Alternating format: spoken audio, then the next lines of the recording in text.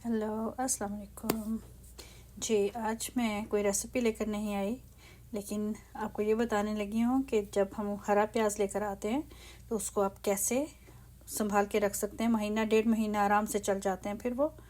तो उसके लिए सबसे पहले मैं उनको धोती हूँ। उसके बाद एक साफ़ जार लेके, धुला हुआ ड्राई जार जो होता है, उसमें थोड़ा सा पानी रूट्स को कवर करने के लिए डालती हूँ। और हरा प्याज जो धो लिया है उसको अब मैं ऊपर से ये जो लूज़ वाले होते हैं इनको उतार दूंगी। जो ज़रा ओल्डर होते हैं, मैच्योर होते हैं बाहर वाले, उनको उतार दूंगी। और बाकी जो हैं उनको मैंने जार में डाल देना है। लेकिन पहले ये देखें, ये ड्राई था पार्ट, उसका ड्राई पार्ट मैंने उतारा। थोड़ा सा ऊपर से ब्राउन था, उसको स्निप किया। ब्राउन येलो या ड्राई सा होता है ना, उसको मैंने स्निप ऑफ कर दिया।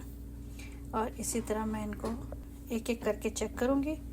और जो लूज़ हैं इनके या ओल्डर हैं बाहर वाले पार्ट्स, उसको मैं उतार दूँगी। देखें कि आपकी जो रूट्स हैं, जड़ें हैं, वो अच्छी और हेल्दी हों जो आप जार में डाल रहे हैं। तो फिर वो बहुत अच्छे तरीके से बहुत देर तक चलेंगे आपके हरे प्याज।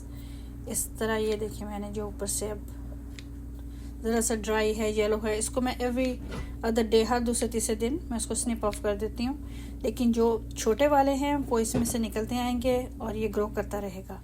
एवरी दूसरे तीसरे दिन, चौथे दिन आपने पानी उसका चेंज करना है। मेक श्योर करना है कि जड़ें कवर रहें पानी के अंदर।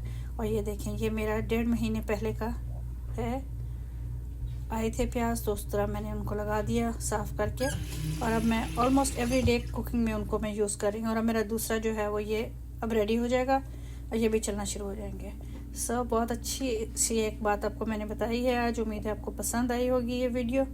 मुझे ज़रूर बताइएगा। इंशाल्लाह फिर मिलते हैं जी। जाने से पहले जो मैंने उतारे थे हरे प्याज के, जो लूज़ लीव्स थे या कह लें कि जो ओल्डर मैच्योर थे, उनको मैंने स्निप ऑफ कर दिया। ये देखें, आप इस तरह उनको कैंची से काट लें।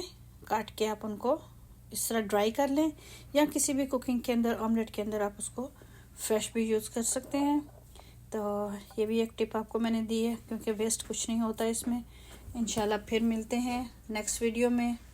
उस वक्त तक के लिए इजाज़त दें। अगर आपको ये अच्छी लगी हो वीडियो तो ज़रूर मुझे बताइएगा कमेंट्स में।